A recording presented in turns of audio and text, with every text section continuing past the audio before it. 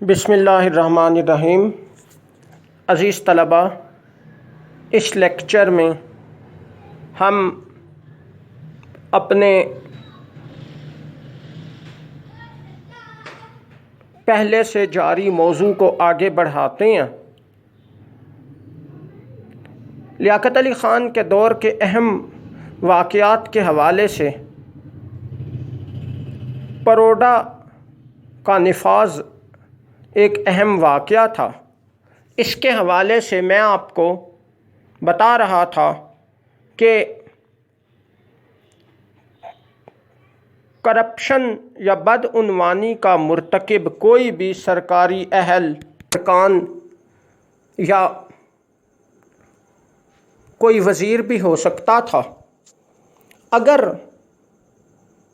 قانون کی نظر میں کسی بدعنوانی یا دیگر غفلت کا مرتکب پایا جاتا تو اسے 10 سال کے لیے سیاسی یا انتظامی عہدے کے لیے نااہل قرار دیا جا سکتا تھا۔ اس قانون کے تحت بہت سارے سیاستدانوں اور اعلیٰ سرکاری افسران کے خلاف اعلیٰ عدالتوں میں مقدمات چلائے گئے اور ان کو انتظامی اور سیاسی عہدوں کے لیے نااہل قرار دیا گیا، اور وقتی طور پر حکومت کی لیاقت علی خان حکومت کی حالات پر گرفت کافی مضبوط ہو گئی۔ اس کا تفصیلی ذکر بھی ہم آگے چل کے پڑھیں گے۔ یہ قانون جو پروڈا کے نام سے 1949 میں نافذ کیا گیا، کئی حوالوں سے، سیاسی حوالوں سے، قانونی حوالے سے، انتظامی حوالے سے اور دیگر مختلف حوالوں سے کافی زیادہ اہمیت کا حامل سمجھا جاتا ہے۔ نیکسٹ ہیڈنگ بنائیں۔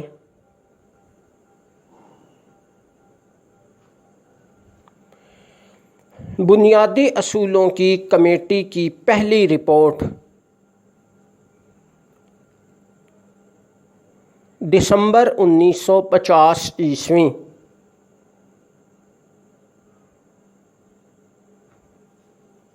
بنیادی اصولوں کی کمیٹی کی پہلی رپورٹ دسمبر 1950 عیسوی۔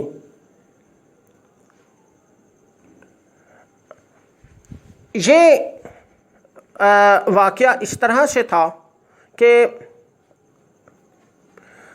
قرارداد مقاصد، میں نے آپ کو بتایا کہ آئین، پاکستان کا اپنا مستقل آئین بنانے کے حوالے سے لیاقت علی خان کے دور میں سب سے پہلا اور اہم کام قرارداد مقاصد کی منظوری کی شکل میں سامنے آیا۔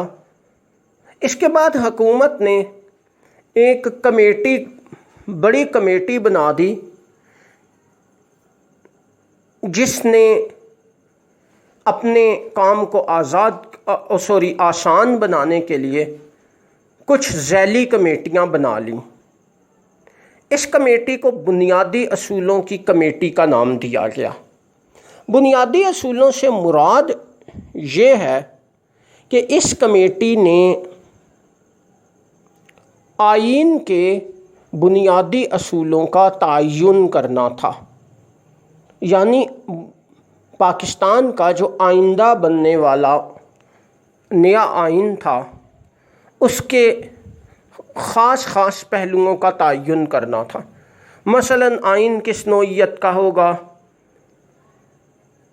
سرکاری مذہب، سرکاری زبان،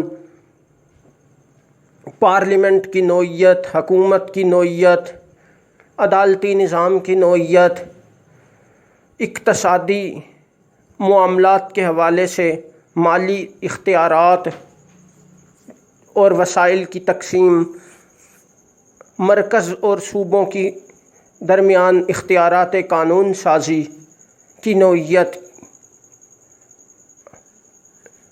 شعبہ قانون سازی کی تقسیم، اس طرح کی جو اہم چیزیں تھیں ان کا تعین اس کمیٹی نے کرنا تھا، اور اس حوالے سے ایک تفصیلی رپورٹ مرتب کر کے دستور ساز اسمبلی کے سامنے پیش کرنا تھی۔ اگر یہ کام کامیابی سے انجام پا جاتا تو شاید پاکستان کا نیا آئین بہت زیادہ جلدی بن جاتا۔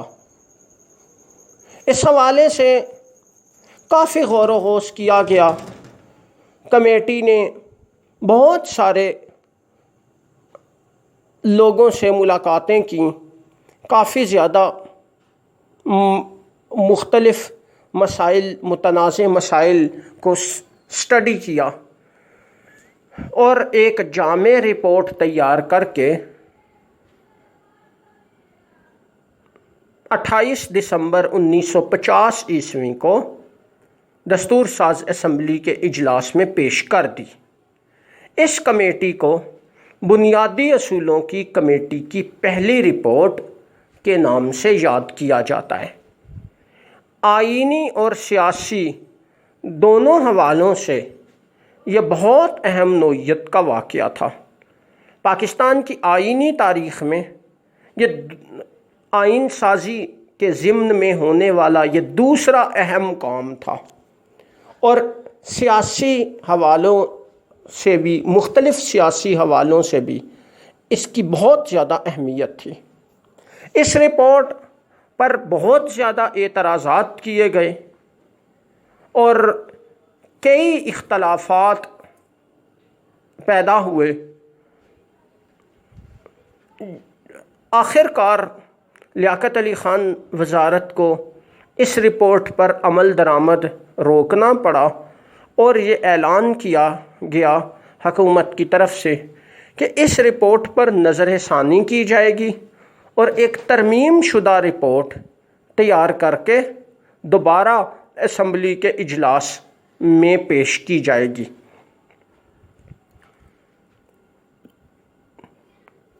اس طرح کسی حد تک حکومت اپنی مخالفت پر قابو پانے میں کسی حد تک کامیاب ہوئی۔ حکومت کے اس رپورٹ پر عمل درآمد کو روکنے سے آہستہ آہستہ حالات حکومت کے کنٹرول میں آ گئے، لیکن جو سیاسی مخالفتیں اور سیاسی بحثیں تھیں، خاص طور پہ مرکز اور صوبوں کے درمیان اختیارات کی تقسیم، ملک کی مذہبی نوعیت، سرکاری زبان کا مسئلہ، اس طرح کے موضوعات جو تھے یہ خطرناک بحثوں کی شکل اختیار کر گئے، جو کہ آگے چل کے انتہائی تباہ کن ثابت ہوئیں۔ ان تمام چیزوں کا تفصیلی ذکر اور رپورٹ کی خاص خاص باتیں بھی ہم متعلقہ ٹاپک میں آئینی ہسٹری کے موضوعات میں تفصیل سے پڑھیں گے۔ ابھی اس وقت جو ہمارا مین موضوع ہے وہ صرف لیاقت علی خان کے دور کے اہم واقعات ہیں، اس لیے ہم ان کو ایک مجموعی تسلسل میں اختصار کے ساتھ پڑھ رہے ہیں۔ اس وجہ سے اس کی جو ڈیٹیل ہے وہ ہم یہاں ڈسکس کرنے کی بجائے اس متعلقہ ٹاپک میں، آئین سازی کے ٹاپک میں جب اس رپورٹ کا تفصیلی ذکر آئے گا تو اس وقت ہم اس کو تفصیل سے ڈسکس کریں گے۔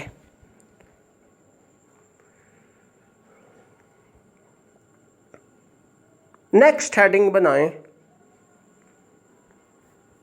لیاقت علی خان کا دورہ امریکہ۔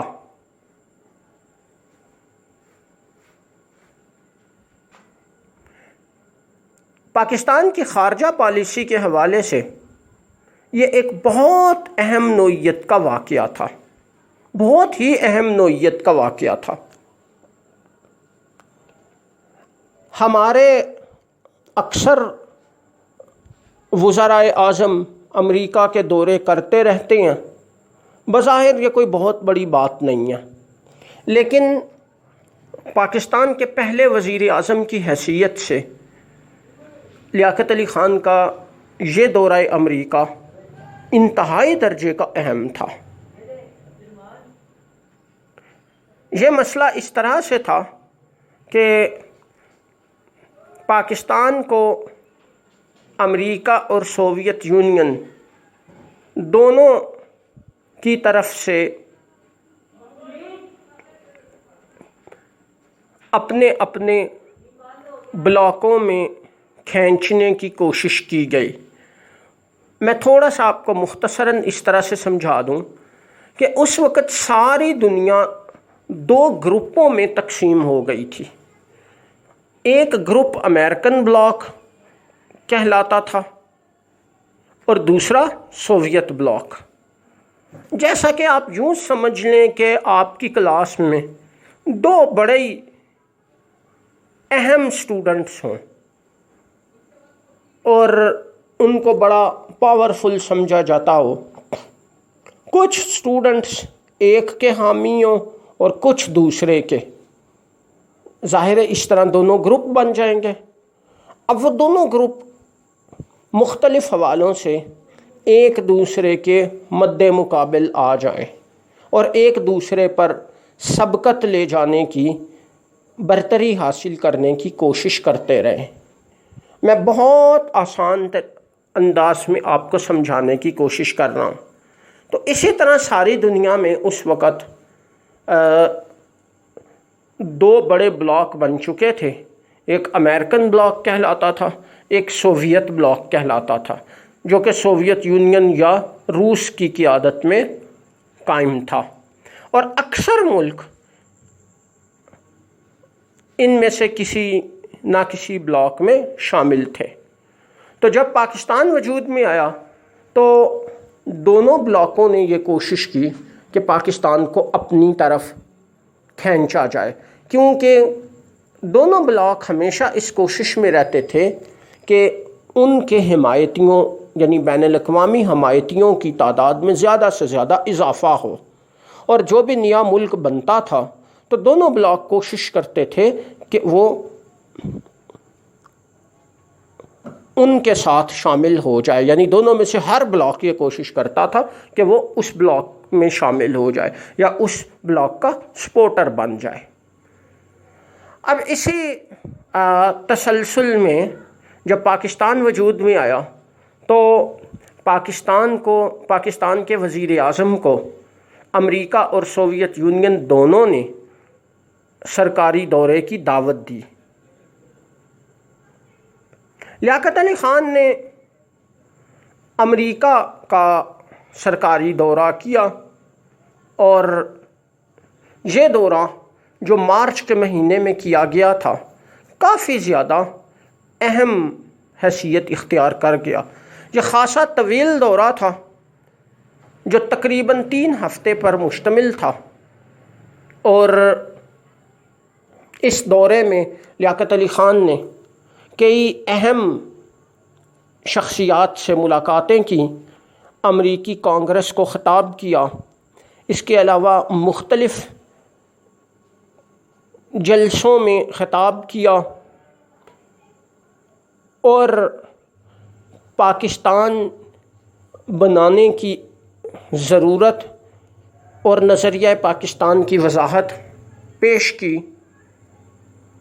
اس کے علاوہ اسی دورے سے پاکستان اور امریکہ کے تعلقات کو ایک بہت اہم بنیاد ملی، یا یوں کہہ لیں کہ دونوں کے تعلقات جو کہ پہلے سے موجود تو تھے، ایک مضبوط بنیاد پر قائم ہو گئے، اور دونوں میں باقاعدہ مختلف شعبوں میں تعاون کا آغاز ہو گیا۔ اس دورے سے یہ بات واضح ہو گئی کہ پاکستان کا جھکاؤ مغربی دنیا کی طرف یا امریکن بلاک کی طرف پایا جاتا ہے۔ اس سے جہاں ایک طرف یعنی اس دورے سے جہاں ایک طرف پاکستان اور مغربی دنیا کے تعلقات کو کافی زیادہ مضبوط بنایا گیا، وہاں دوسری طرف سوویت یونین اور پاکستان کے تعلقات میں نسبتاً کھچاؤ پیدا ہو گیا۔ جو کہ پاکستان کے لیے کافی خطرناک ثابت ہوا ہے۔ لیاقت علی خان نے